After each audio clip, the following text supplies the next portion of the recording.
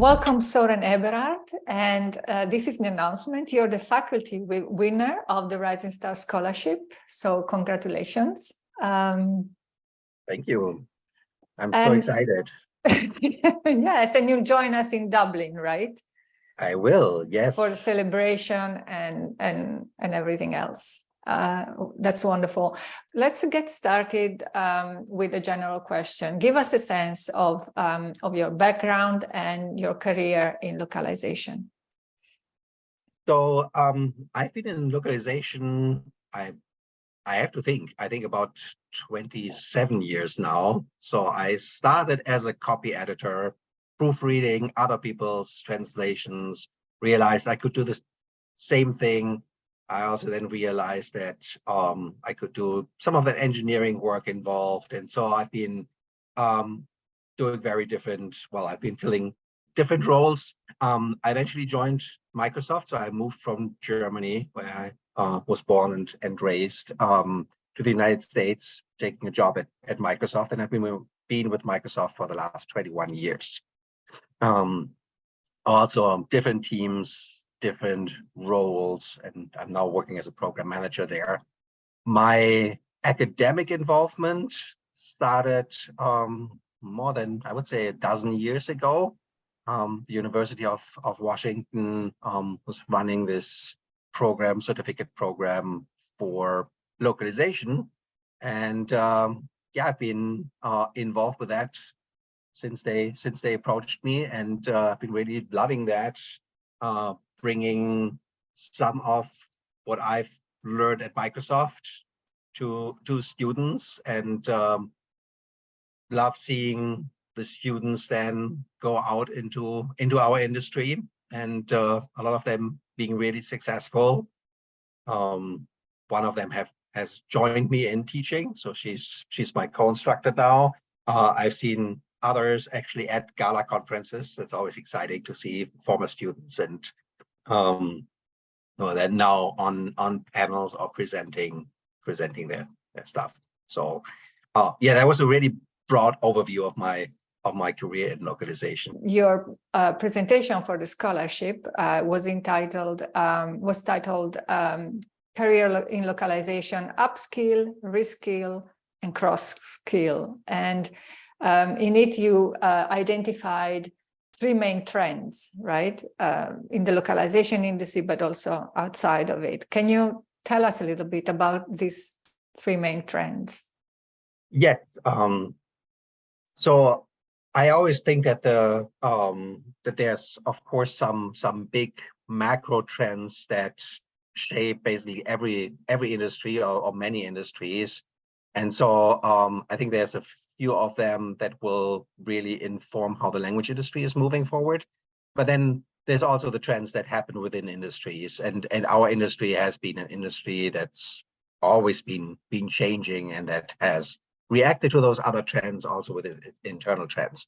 So the first big macro trend is really that our society is changing. There's more and more diversity, aging populations all over the world will actually force countries to have more immigration, not less.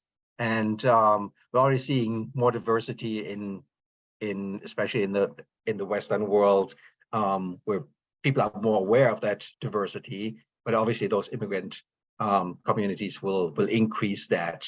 And so I think there will be a lot more language needs formed by those changes. At the same time, we see the growth of certain markets and sectors. So markets, I mean more in a geographic sense, where well, we've seen the rise of Asia. There's a lot of markets that have grown considerably, but then also in terms of sectors, we've seen a few things happening during the pandemic that have accelerated those trends of growth, like in e-commerce, telehealth, and so on. And especially those societal changes that I mentioned before, they will also inform some of those sector changes. And then finally, as I said, like the localization industry, the language industry itself has its internal trends. It's changing as technology becomes more useful, for example. So machine translation is not something new, but it will definitely inform how our industry works for the time being. And then all sorts of artificial intelligence beyond machine translation, from starting with source text analysis all the way to a lot of the project management tasks that can be automated. And then there's also that trend towards disintermediation. So we'll have to see kind of how does the traditional role of a language service provider change as companies might go and try to reach translators directly. Mm-hmm. And so based on these three trends that you identified, in your opinion, what are the skills that will be relevant in, let's say, 5 years from now, if not sooner? I would say there's quite a few different skills that people will have to learn. Maybe nothing dramatically new, but things that they have to focus more on.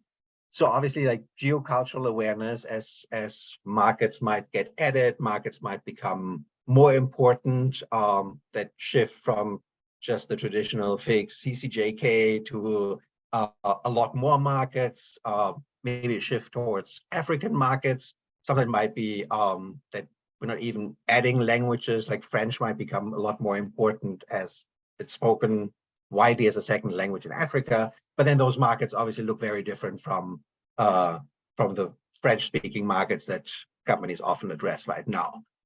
So that geocultural awareness will be a skill, I think, that will become more relevant even.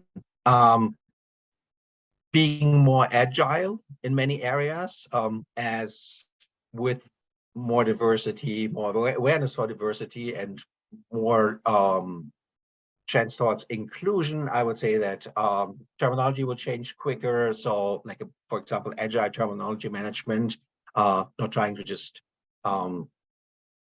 define a term once and for all and keep that.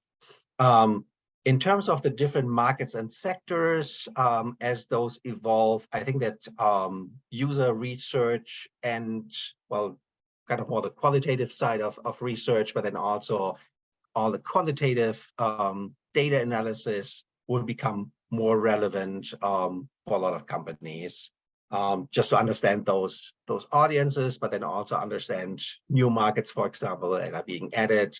With the sectors, there's always that domain-specific knowledge that people across the whole supply chain might need to acquire.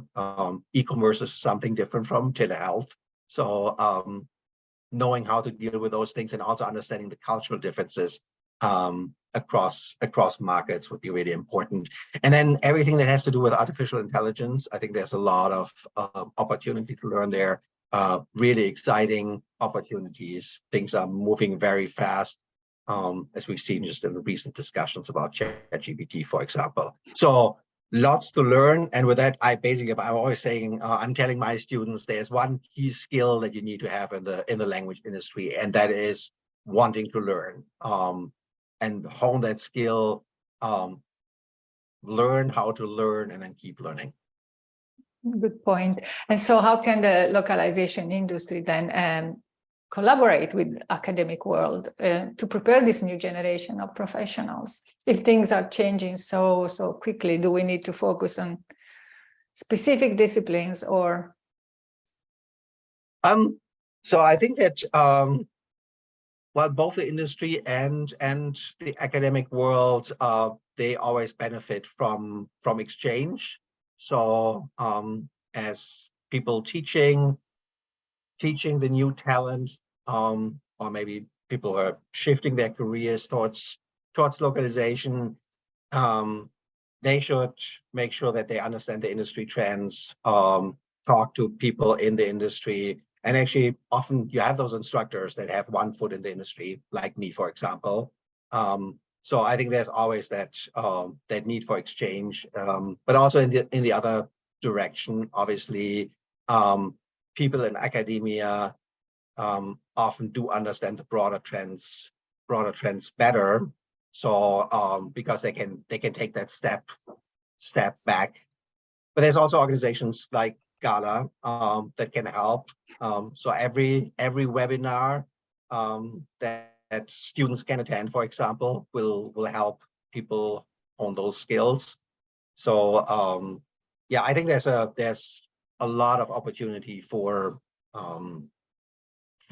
learning, as I said, also for us to learn how to even do better in bringing in that new talent, making sure that they, for example, make use of all those networking opportunities that are out there. So I'm also always inviting my students to participate in any opportunity that they have to meet people who are already in the industry and can share with them.